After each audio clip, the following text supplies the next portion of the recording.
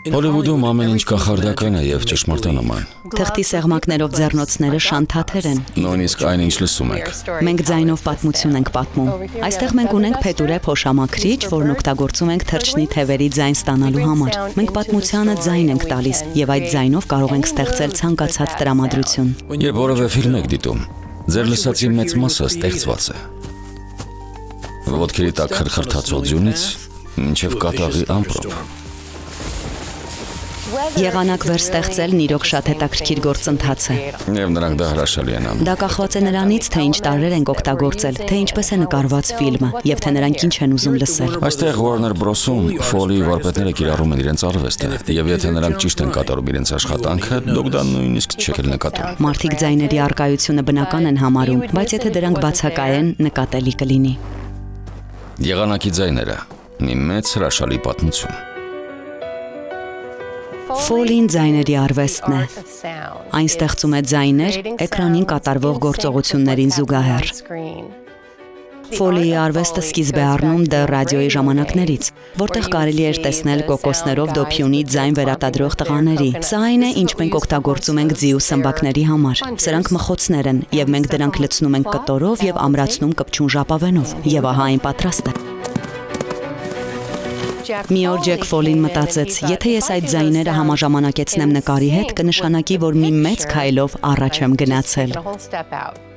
Ջեք Ֆոլիի ժառանգությունը ձայնային ոլորտում սկսվեց 1920-ականներին, երբ Հոլիվուդում մեծ թափ ստացավ ձայնային կինոն։ Այդ ժամանակից ի վեր հետարտադրական փուլում ֆիլմին ավելացված ձայնային էֆեկտների վերարտադրումը կոչվում է Ֆոլիի արվեստ։ Մենք օգտագործում ենք տարբեր մակերեսներ։ Սա տերևների վրա կամ անտառում քայլելու ձայնն է։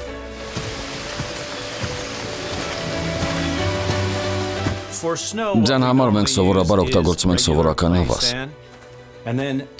Բայց հետ այս ծանոթ խրթխրթոցը ստանալու համար մենք օգտագործում ենք եգիպտացորենի օսլա։ Ձեր ականջը ձյան ձայն է լսում, բայց իրականում դա ավազ է։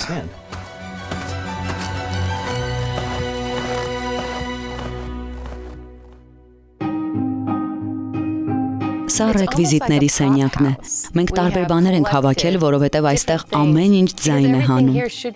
Սա դասական ճռռացող ծխնի է։ Սոճուկոնը կարող է օգտագործվել սառույց ճաքեցնելու համար։ Գործընթացին մասնակցում են 3 հոգի՝ տեղադրողը եւ Ֆոլիի 2 արտիստներ, որոնք այս գործում կարևորը համախմբված թիմ ունենալն է։ Ինչ որ բան ճտճտում է, սրտսրտում եւ ես չգիտեմ թե դա ինչ է։ Սա է։ Երբեմն պետք է փորձել եւ սխալվել հասկանալու համար, թե որն է լավագույն տարբերակը։ Սպասիր։ Մենք ունենք նշագիծ, որն անցնում է էկրանով, եւ երբ նշագիծը հասնում է վերջին, դա մեզ հուշում է, թե երբ պետք է սկսվի ձայնը։ Անչափ հետաքրքիր է։ Իրականում չկա մի բան, որ չկարողանանք անել երևակայությամբ։ Այս պահին կառավարման սենյակում ենք, հենց այստեղ էլ զբաղվում եմ տեղադրմամբ, եւ ես լսում եմ, թե ինչպես են նրանք վերարտադրում նկարը։ Ես փորձում եմ չնայել նրանց, քանի որ իսկապես չեմ ուզում տեսնել, թե նրանք ինչ են օգտագործում։ Ուզում եմ տեսնել, թե ինչպես է դա հնչում։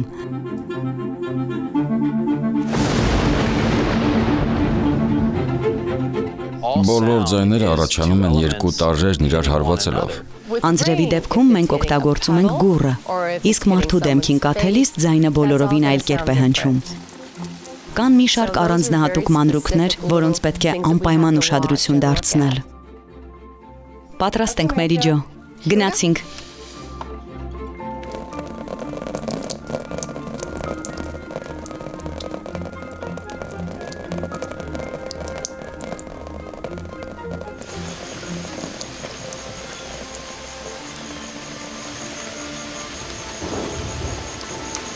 Քամին հետաքրքիր է, որովհետև ամեն ինչ կախված է նրանից, թե այն ինչի միջով է փչում։ Առագաստների համար Էլիսն օգտագործելու է Բեթմենի թիկնոցը, իսկ ես վերարտադրելու եմ ջուրը ճեղքող առագաստանավի ձայն։ Դե ինչ, սկսենք։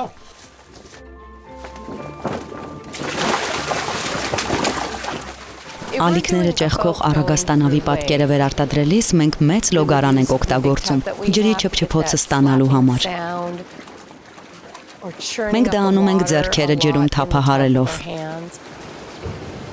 Այդ հնչողությունը, ինչպես նաև գեղարվեստական շատ մանրուքներ սուբյեկտիվ են։ Այդ պատճառով էլ ես պետք է վերջնական որոշում կայացնեմ։ Երանելի է, երբ կատարյալ ձայն ես ստանում։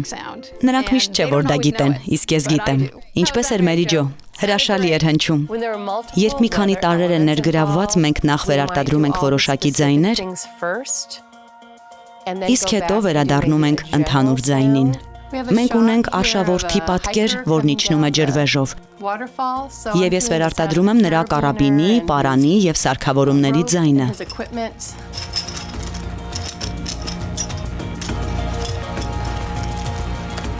Ինչպես էր։ Հոյակապ, շատ լավ։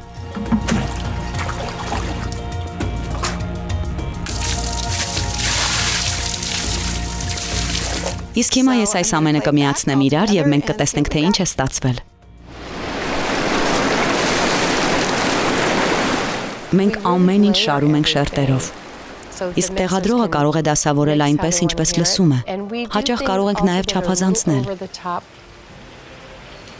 որովհետեւ ստիպված ենք լինում բախվել երաժշտությանը։ Երբեմն էլ երկխոսությունների, բայց հուսով եմ, որ տանը լսելիս այդ ամենը միանգամայն բնական է հնչում։